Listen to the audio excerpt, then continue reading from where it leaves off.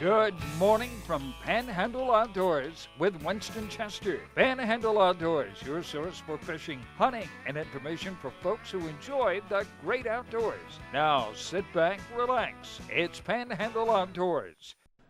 Good morning, folks. Welcome to Panhandle Outdoors. I'm Winston Chester. I'm glad to hear on this Friday morning. Got a big show lineup. Got some giveaways coming down the line. But first, let's get started on weather brought to us by Haney Technical Center. And we're looking at some nice weather. High today, 89, folks. It's going to almost touch 90 degrees. Inland, you're going to hit 90 degrees. So, big weekend planned, and it's going to be, Memorial Day weekend, all kinds of things going on. So, do be careful out there. Water temperature is at 74 degrees. It's in great shape right now, but it's a little bit behind what it was last year. A little bit warmer than this time last year, but that cold March has had an effect on us. Now, let's, river readings. Take a look at our river readings. The Apalachicola at Bluntstown, now, it just bumped up with all that rain they had, but then it just flattened out really quick. So it just went high, then it dropped out really fast. This morning it's reading a 7.8, and for the weekend it looks like it's going to, this changes every day. For the weekend though, it looks like it's going to be pretty level.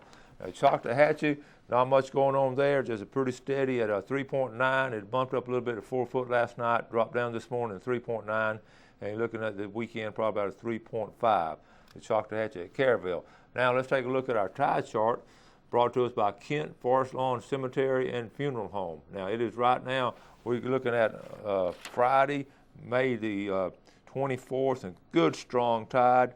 We're looking at a high tide at 8:41 this morning, and it's coming on in. It's going to be low. It's going to start dropping out, be low at 7:16 tonight. So we have a really, really good strong tide there, okay?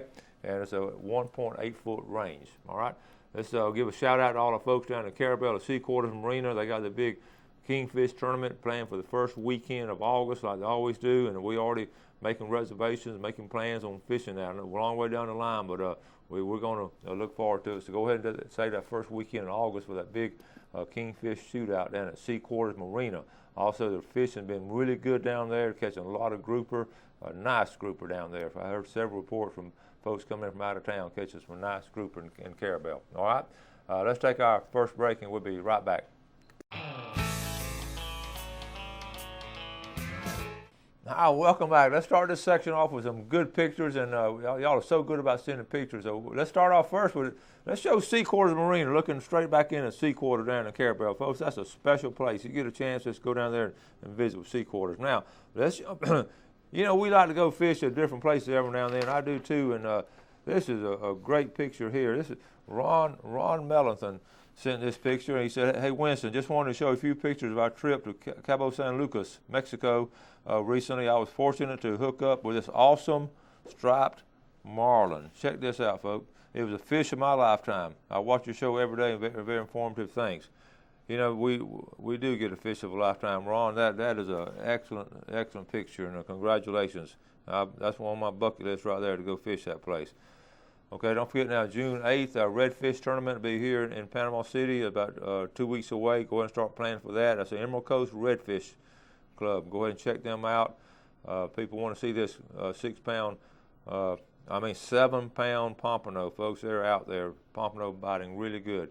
Showed this double hook the other day. This was we had, this is 2-for-1. This is sent to us by David Vest, and he thought there's a attached photo. He said we fished from the East Bay Friday. I caught 2 speckled trout on the same skitter walk.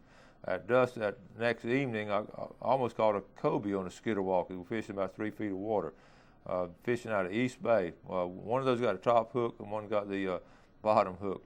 And notice it is speckled trout colors. That's David Vest.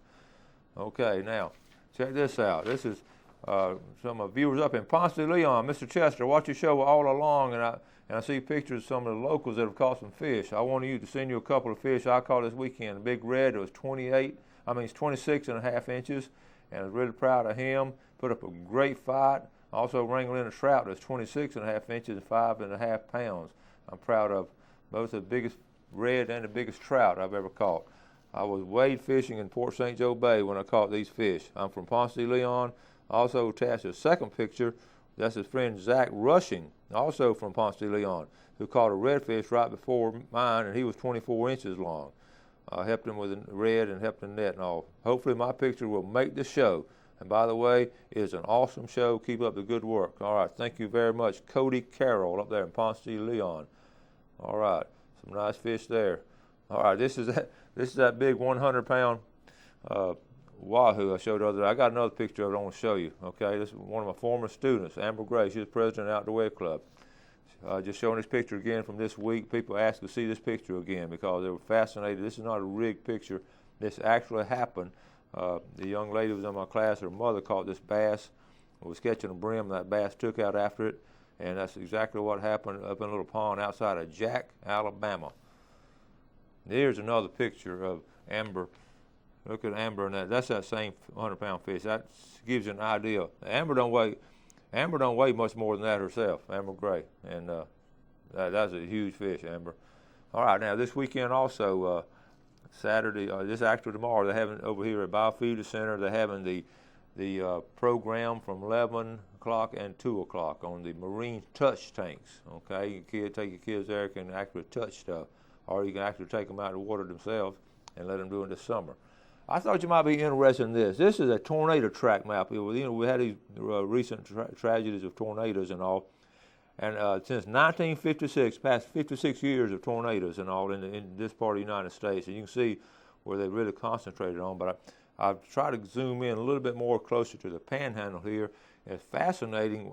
We haven't had a whole lot of tornadoes in our area. We sort of got a dark spot, especially on the eastern end of my viewing area and on down around the back side of the Big Bend, big board there. Now, from Panama City on toward Fort Walton, we've had more, but you can see Mississippi has just really been hammered in the last 56 years. I just want to pass that on to you. I ran across that. I thought you might find that interesting. I certainly did. All right, check out a picture here. This is Donald Hayes Brooks. He had a passenger jump on his boat the other day, but I got a series of pictures here. Check this out. He was looking down in the bait well, and guess what he came up with? A free lunch. Okay?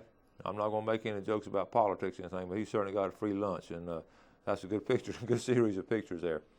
All right, tomorrow also, nautical flea market and yard sale over there in Watson Bayou. All kind of nautical stuff. So that's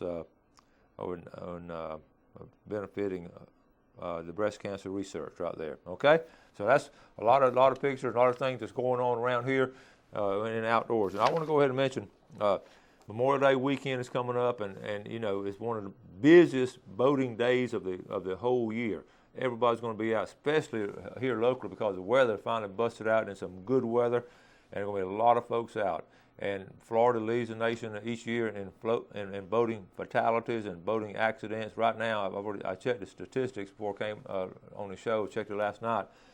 We've had over like 1,000 boating accidents already. We've already had 11 fatalities, including one here locally this past week. So you just got. There's three things I think about in safe boating. And number one is just be alert. And when you're on your boat, look left, look right, look ahead, anticipate. It's even more important than driving your car down the street, because you just never know what's going to come about or what's in the water. And also, that's the most important thing. When you hold on that wheel, you got to be alert. You got to watch out what's out there. And the second thing, of course, wear your life jacket. Wear it at all times. Wear your life jacket, because you never know when something may happen. You're thrown out of the boat, and I don't care how good you can swim. If you hit the water really fast and get knocked out, that swimming ability will not help you. And the third thing, always have a kill switch attached to you. That's simple, and to me it's a habit. It's just automatic. It's like putting on my seatbelt in a car. I put on that kill switch when I take off. And, but anyway, sometimes a lot of lives can be saved if that kill switch is on, and when you're thrown out of the boat or thrown up against something else, and that motor cuts off like that. So that's very important. So let's really work on safe boating. It's coming up. We're winding up Safe Boating Week, and then we've got Memorial Day weekend coming up. So really, I mention it every year, and sometimes in more detail than I have today. But just be alert, be aware of other folks, and know what's going on around you when you are driving your boat, or even when you're out there anchored. Be watching the other guy and see what you can do to avoid it. Okay. All right, we'll take our next break, and we'll be right back. All right, welcome back. Glad you're with us this Friday morning. Now, listen, next week is going to be another great week on Panhandle Outdoors, and it just fascinates me at all the different things we can do. But Monday is Memorial Day, and I'm going to have a special show.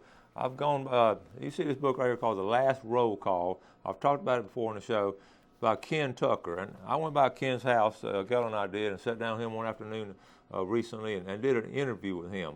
And since day one I started this show, I've always wanted to do a segment called Panhandle Heritage. And I'm still going to do it, but I've sort of done it along the way. I just haven't called it Panhandle Heritage because I've interviewed some older people and all and got their insights on things. And Ken Tucker is a fascinating man. He was born and raised in East Point, Florida, not Apalachicola now, but East Point. He made sure I knew that. And has a great story to tell. World War II broke it. Born in 1925. His dad, I tied in outdoors because his dad was a commercial fisherman. So during the 1930s, that's what they lived on, Apalachicola Bay. Got some great stories about growing up in that area. I think you'll enjoy. So I'm going to share those with you. And then when the war, when he was old enough to go to the war, he took off. And a long story, he ended up being the tail gunner on a B-17. And they ended up, his crew of 10 men, and it was fascinating how they bonded together. They flew 35 missions into Germany. And he was telling me in this interview that 32 of those 35 missions, they had flak or attacked by planes or something. Just a remarkable story. And the last roll call is a story about him being the last one of that crew of 10. And he lives right here in Lynn Haven, and to me, he's an American hero. And it's not, they don't make men like Ken Tucker anymore and those men of that generation. So I'm going to do that interview. In fact, it's so long, I'm going to do part of that on Monday's Memorial Day show in tribute to all of our lost servicemen and women over the years. And we're going to do that. And then on Tuesday, we're going to have Justin Leake and Matt Smith on, and they'll be talking about, they'll be giving an update. They fishing all the time now. They're both captains and got a big fishing guide business, and they're going to be talking about different things. And then the next day be Captain Ken Paramore, the FWC, and he's going to update us on a lot of things going on. So next week's a big week on Panhandle Outdoors, so be ready for it. Now, let's get back to present day. I was in the yard yesterday afternoon, and I got bit by a yellow fly. And folks, this is the time of year, yellow flies are, to me, they're more aggravating than sand gnats, because when they bite you, they sting harder. And I was laughing about it when it happened because it aggravates you, but you know better because you usually can see them flying around. I wasn't paying attention to what I was doing, but yellow flies they're bad this time of year and on into the summer. And a lot of times we get a north wind that blows them out of the woods down on. Some of them called deer flies and dog flies. It's the same species, and we've always called them yellow flies because it's yellow they have on the body. I was thinking, and my dad told me a long time ago, if you stand out in the sun, they won't bother you. And that is true. Now, they don't like the sun. They like a shaded area, and I couldn't help but flash back. When I got bit yesterday, I was in a shaded area, and he flew up there and bit me on the ankle before I knew it. So be careful of yellow flies. And also, I've heard several reports, and we've seen some ourselves, snakes are really, now this warm weather we've had this past week, the snakes are starting to move around. Now, don't shoot every snake you see or run over every snake you see in the road. They're not all, they're not at all going to hurt you unless you step on some poison snake and all. So all snakes aren't harmful, so don't shoot all of them. Okay. Now I got an email I want to read real quick. Let's see. Hey, he said, "Hi Winston. Just want to say how much I enjoy your show, especially the videos of your students in the outdoor ed class. My husband has corresponded with you before and doesn't miss a single episode of your show. Your positive outlook exhibited on the show is important for all of us. Please enter my name in drawing. Thanks so much. Marilyn McGeechee from Clarksville." Thank you so much, Marilyn, for those kind words. And we try to keep everything here positive, and it's easy when you have so many good things happening in the outdoors and so many people doing all kind of fun things, okay? Which I'm going to start running out of time if I don't, because I got to come up with this fishing forecast. So I'm going to go ahead and skip a couple things I have written down and get into our drawing brought to us by Tarpon Dock Seafood. Tarpon Dock Seafood every Friday gives away a $20 gift certificate and a big red snapper. So we're going to draw in here, and you can enter any time of the year. And the winner of the $20 gift certificate is Ken Kirkland. Ken, right here, $20 gift certificate. Congratulations. And now the big red snapper, which would be really good for Memorial Day. That'd be good for a cookout, wouldn't it? And the winner, I got two stuck together. So I'm going to redo it. Those two, I felt two stuck together. All right. And the winner this time is William Barker. William Barker on the red snapper and Ken Kirkland on the $20. Congratulations, men. And and hope you enjoy that. So let's go ahead and do our fishing times today, okay? Here, check them out. Brought to us here. I'm going to just hold them up for you. Brought to us by Mark Howard. Actually, we only have one fishing time, and we're looking at 12:15 to 2:15. One fishing time right in the middle of the day. Brought to us by Mark Howard at Edgewater Beach Realty. I bet you Mark will be out there fishing Saturday during those times. Mark and Michael will be out there fishing, okay? We're going to take our final break, come back with our famous Friday fishing forecast. Welcome back and welcome to the famous Friday fishing forecast brought to us by Tarpon Dock. I'm going to start off by just showing you what Tarpon Dock seafood is, okay? I get a lot of y'all out of town when I get calls a lot about where's Tarpon Dock seafood when you come in out of town. So I'm going to show you quickly how to get there, okay? Let's come on right on down. I'm going to zoom in. You're coming down 231. We'll keep everything here toward the center, okay? Let's zoom on in, and you see the downtown marina right in here. This is the downtown marina right there. So you're coming down Harrison Avenue, and when you get on down there, zoom on in a little bit more. We're going to take you to the front door of Tarpon Dock, okay? This is Beach Drive. Right here is this is Harrison Avenue and Beach Drive, Harrison and Beach Drive. Take a left, okay? If you're coming down Harrison from 231, take a left and go across here, and right here is Tarpon Dock Seafood, and you can see the boats are lined up right here. Isn't that amazing? I see some red snapper, they're unloading right here. And of course, that's the old Tarpon Dock, great history behind here. I don't have time to get into it, but there's a Tarpon Dock Seafood. So really close to the downtown marina right here. So that's how you get to there. So let's go, and when you win it, that's all you got to do. So while we're already here in St. Andrew Bay, let's go ahead and start in St. Andrew Bay.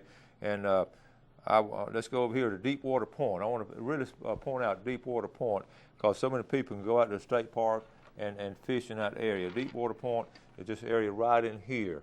And this has been very consistent. Constantly I've gotten reports from Deepwater Point on some nice redfish being caught. They've also caught nice Spanish out of here and also some flounder. But I'm going to zoom in a little bit closer. I really want to highlight Deepwater Point on this show right here, okay? And that is part of San Andrew State Park. And of course you can park at different places and walk out here. And most of the people are fishing right here on this side right here, okay? But it's been excellent fishing. And let me go ahead and mention while we're close to the pass, if you're going offshore, the hottest thing offshore right now has been the amberjack. I've gotten a lot of reports this last week on amberjack, and the water has been just crystal clear. There's been steady reports from the water being so clear and all in not just the bay, but offshore. I've had people being able to see, the divers have told me this, and also the fishermen, okay? Now, let's go over here to East Bay. Excellent report from East Bay.